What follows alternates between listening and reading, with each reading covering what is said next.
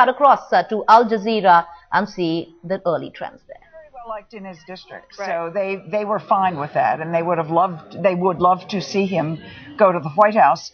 And a sensible choice for Mitt Romney. Overall, you think? To pick Ryan, yes, absolutely. Really interesting chain of events with that. So he picks Paul Ryan. It gives him a huge boost within the conservative wing of the Republican Party, which we can't stress enough was not all that enthusiastic about him going, into the fall campaign. He picks Paul Ryan. That gives him instant credibility within that wing.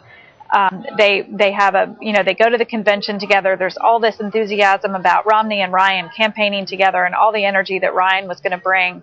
And then very quickly after that, Ryan essentially disappeared from the scene. Romney moved to the center. As Romney moved to the center, and which was really, his debut as a more moderate candidate was that first debate between Governor Romney and President Obama. And it was pretty much right around that time, no coincidence, that we didn't see much more of Paul Ryan. I'm going to ask you for your predictions for the night in just a moment based on what we've heard there. That's after we go back to Washington, D.C. Malika Bilal, once again, co-host of Al Jazeera's show, the stream, the social media stream, and can tell us what's happening out there in what I think they call a blogosphere, don't they? Blogosphere, Twittersphere. Well, thank you, David. Twitter users are reacting, and the social media skew for Obama is showing with the hashtag If Romney Wins, which is trending. Leanne tweets, "It'll be the 20th century all over again if Romney wins. Women, homosexuals, and minorities will all be affected. Goodbye, peace." And Chucky says, "If Romney wins, Canada is going to have a flood of refugees." And Jasmine adds, "If Romney wins, there goes my scholarship." Meanwhile, we're still seeing activity around the lines, especially at Ohio State. University Dist History tweets, "Thrilled that so many Ohio State students turned out to vote. 90-minute lines on campus, 45-minute lines in the neighborhoods, unprecedented." And Lois says, 700 plus outside of Ohio State University Student Union, lining up 1 hour before the polls close. Former Governor Strickland is there. Well, take a look at those lines at Ohio State. They are long. This video is shaky, but you get the idea. Lots of young people getting in line at the last moment. It winds round and round. Well, joining us from Google is Dan Seberg. Dan, you've seen some interesting correlations in what's happening and what people are searching for. What do these searches tell us, especially around Ohio? Yeah, well, certainly people are interested to know things about where their polling place is, the hours. We launched our voter information tool, which has been getting a lot of traffic, more than 20 million lookups for people finding that information. But in particular in Ohio, I've got a graphic here that we've created on our elections page, and you can see that there's definite search interest in Cincinnati and Columbus, Ohio for Mitt Romney. And for President Obama, you can see that there's certainly a lot of search interest there, too. And interestingly, if we go to this other graphic, you can see a huge spike over the last 24 hours in Ohio, searches related to voter fraud. So people curious to know what's going on there. It could be anything from finding about those lines, what's happening with the voting process, and just the practical stuff. People wanting to know, where is my polling place? Is it still open? Can I go stand in line? All of those types of questions people are searching. Right, I did one myself asking what time do the polls close in this state? Yeah. Using Google, of course. Well, joining us on Google+, speaking of Google, is a panel of bloggers and reporters following activity at the polls in key swing states. Brendan Fisher, you're a journalist and lawyer with the Center for Media and Democracy in Wisconsin. It's a swing state, but leaning Obama. How's it looking? I think it's looking good, and I think if Obama does take the state, it'll be further proof that the state's progressive traditions are not dead. The state did elect Obama by about 14 points in 2008, but then over the past 2 years, there have been many indications that the state had gone red, had gone conservative. In 2010, we replaced a very liberal and progressive U.S. Senator, Russ Feingold, with Ron Johnson, who is proved to be one of the more conservative members of the U.S. Senate. And we also elected Governor Scott Walker, who's a far-right Tea Party Republican, who, after he introduced restrictive collective bargaining laws, cracked down on public sector unions in the state, he prompted months of protests, and he was objected to a recall election, but he survived it.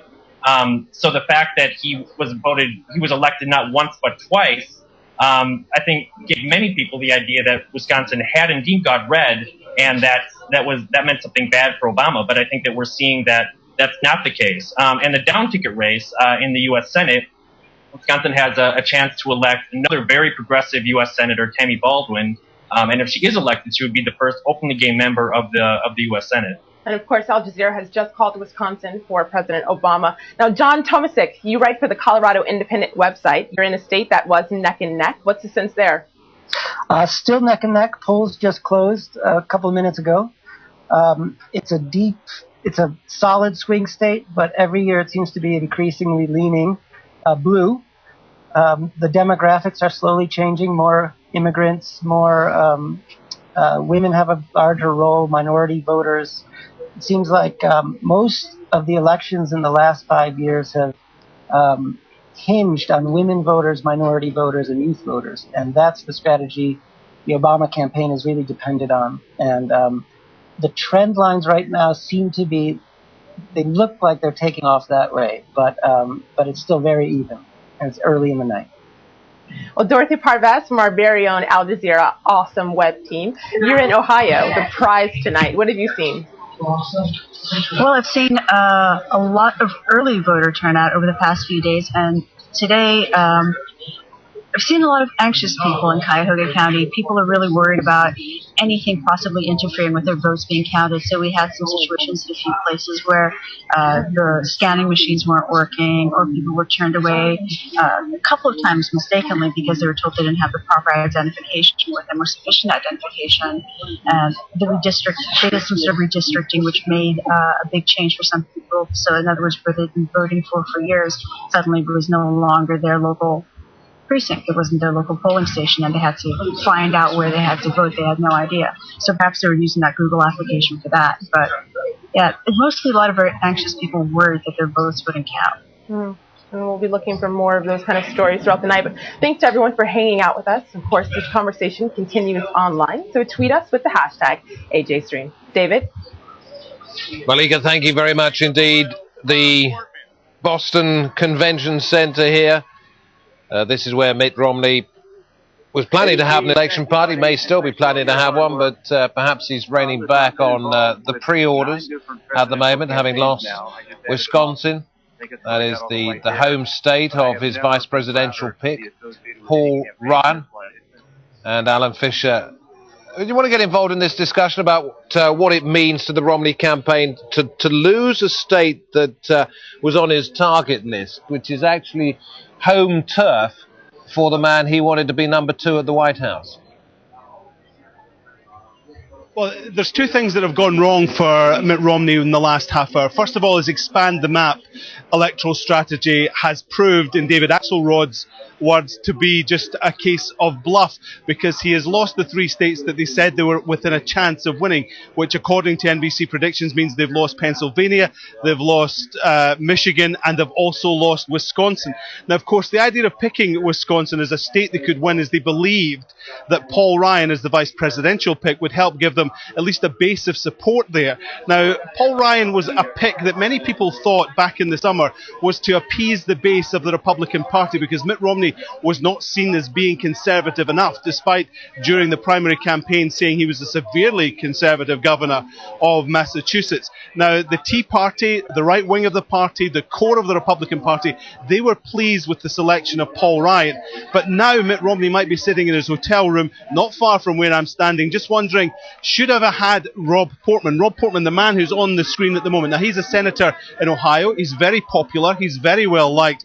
And perhaps if he had picked him, then perhaps Ohio would likely to sway towards Romney. So Mitt Romney will now be sitting in that hotel room with his wife, his 5 children, his senior advisors, thinking, what if we'd gone for Rob Portman? Rob Portman proved to be very effective because he was the man who played Barack Obama during the debate prep, did such a good job that Mitt Romney came roaring out of the gate in that debate in Denver, and now maybe he's thinking perhaps he is the guy we should have picked as our vice presidential candidate.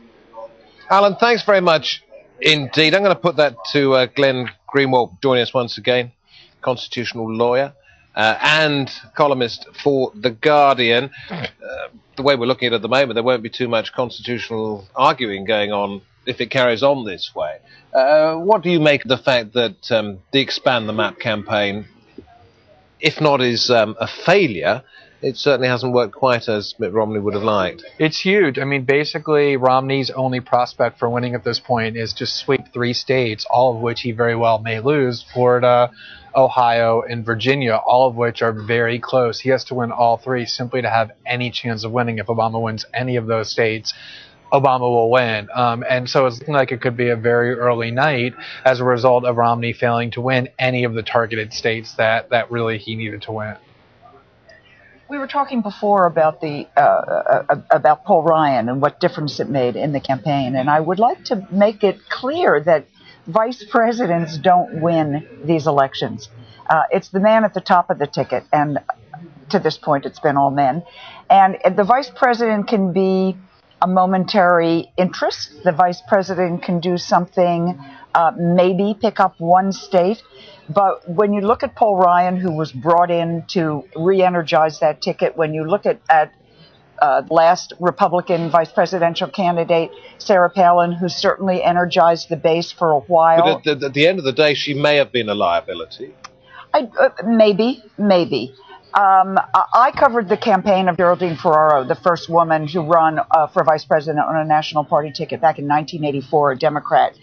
And there was enormous excitement about this, and we had huge crowds, and the ticket lost. And the ticket didn't lose because of Geraldine Ferraro; it lost because of Fritz Mondale, who was at the head of the ticket. So I think the vice president thing is always it's so interesting to talk about, but I don't think in the end it's the thing that is going to change an election. But I think, just saying one quickly on that, I think in this case you can actually make a possible argument. We'll have to look at exit polling, that Ryan did actually hurt Romney in the sense that he tied Romney to this very radical budget that let Barack Obama and Joe Biden, the Democrats, claim that Romney wanted to slash Medicare in places like Florida that really can end up making a difference. In this case, it hurt him rather than and I agree. It's very difficult to imagine how a vice president can swing an election in favor, but it could definitely hurt, and I think it might have here. Jason, generally speaking, look, your vice president's going to cause you more harm than good. But I think what's really amazing right now is we're seeing there hasn't been nearly the kind of radical changes in the electorate that we've been expecting. I mean, these states are pretty much rolling out the way that we anticipated from the very beginning, and that's surprising. We thought there'd be a lot more changes this early in the evening. Okay, well, we're seeing pictures here from Chicago. There are pictures I can see on a smaller screen down there of some singing and dancing going on. I don't know whether that's all part of it, but we can see a podium set up there in Chicago. And while you're looking at that picture, David, it's, we keep talking about going to Chicago and going to Boston. In general political parlance these days, Boston means the Romney campaign. Chicago means the Obama campaign. It's like... but, they're very insistent that we don't say that these are their campaigns. Right. And I wonder if that is in part because they don't want to feel as though they've centered somewhere. Right, but the shorthand among political reporters is Boston says this, Chicago says that, which means the Romney campaign says this, the Obama campaign says that. Yeah, and I think what's interesting is how this messaging is going to change throughout the night. I mean, again, it's sort of like right before the wedding, everyone's being sort of quiet right now, but I think with the way this seems to be going right now, it's going to be interesting if we're starting to hear different leaks and different things from the Romney campaign, because usually when things are not looking good, you're going to start hearing rationalizations for what's going on or last-ditch sort of Hail Marys. And I'm wondering if we're going to start hearing those soon from the Romney campaign, since they're pretty much dependent now on Colorado and a sort of odd hodgepodge of states. It's all very confusing, isn't it, the amount of information we get at this particular point. I liken it to sort of water going out of a bath plug. You can't see the level going down until finally it all starts to disappear. Tell me if we've actually had this one before. The Democrats picking up the Senate seat in Indiana against Tea Party member Network's SET. We have covered that one, have we? Nope, that is news. Tell me about that one. Oh, that's a big one. Well, we talked briefly about the fact that the state treasurer, Richard Murdoch, had knocked off Senator Lugar in Indiana. Mr. Murdoch, a Tea Party candidate, and he was the big hope for the Republicans that was going to retain that seat. And now, because of some comments that he's made about rape, among other things, it looks as if you're saying it's been called. So that is a pickup for the Democrats in the Senate, which is the beginning of change. And it's pretty extraordinary because the Tea Party was depicted for quite a while as being the savior of the Republican Party. There's now been a lot of races going back to 2010 and now this year where the Tea Party candidates removed a favored Republican establishment candidate who almost certainly would have won. Dick Lugar would have won by 20 points in Indiana. Right. Harry Reid, the Senate Democratic Majority Leader, would be out of the Senate now had the Tea Party candidate out there. So the Tea Party actually helped the Democrats. It's the best friend of the Democrats in the Senate. It's amazing. And plus, I think it's also showing this trend tonight of Senate candidates running ahead of Obama, because Sherrod Brown seems to be, Sherrod Brown will probably win his seat in Ohio. He's been projected, projected to win more than Obama may win Ohio by 1 or 2. We need to see now about McCaskill. Exactly. If Claire McCaskill re-wins her seat in Missouri, then that also is another example of the same thing. Where I'm going to stop you for now. Just for now. We're having so much fun. Now we're going to talk to a volunteer, somebody who actually really works in politics, rather than somebody who actually works on politics. Harold Pollack joining us, professor at the University of Chicago, an expert on public health, and a volunteer for the Obama campaign, joining us now from Chicago. Harold, very good to have you with us here on Al Jazeera. What does it mean to be a volunteer on a national campaign like this? Oh, it's a fantastic experience, especially tonight as we see things unfolding, at least the way they very much look like they're unfolding right now. I've been working, supporting President Obama since 2007 and knocked on hundreds of doors, made many phone calls, and it's just a great moment not only it's a great moment politically, but it's a great moment because for those of us that are excited about issues like health reform, we know that this election was just incredibly important, and 32 million people will have health insurance who otherwise would have had it taken away. Harold, so I'm just makes your ecstatic right now. Involvement in this a little bit different, I discovered a couple of hours ago, is that you spent $500 of your own money making a commercial. We'll talk to you about it in just a moment. Let's play a bit now. Yes, I have.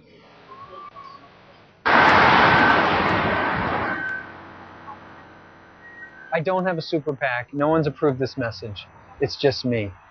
I've been a public health researcher for 20 years, and every single problem that I've worked on is made so much more difficult by the problem of unintended pregnancy. I'm standing in front of a Planned Parenthood clinic. It's right over there. Governor Romney has pledged to defund Planned Parenthood because of the abortion issue. Harold, when we spoke earlier on the phone, I said that we would play a bit to show the commercial, not because of the message you were trying to get across, but because it showed that you felt you needed to do something concrete and you could do something concrete. Why put $500 of your own money into that? Well, I made two commercials, and I had a couple of reasons to do that. One is that so much of the political conversation is really is conducted in such a simplistic and negative way. And I thought there was a role for those of us that are involved in issues like public health to just stand there and talk to people like adults and to say to people, look, this is why I'm so passionate about the issue. I see people who suffer because they don't have insurance or who don't have access to family planning services. And I don't have to make a stupid commercial with lots of music in the background and a guy with a deep voice that makes it sound like a nuclear war is about to happen. I can just talk to people as if they were adults and give my point of view. And I think one of the things that's inspiring about the Obama campaign and the Obama presidency is the idea that, it's not just one person. It's really a movement of people who can use our own voices to express what we think is important.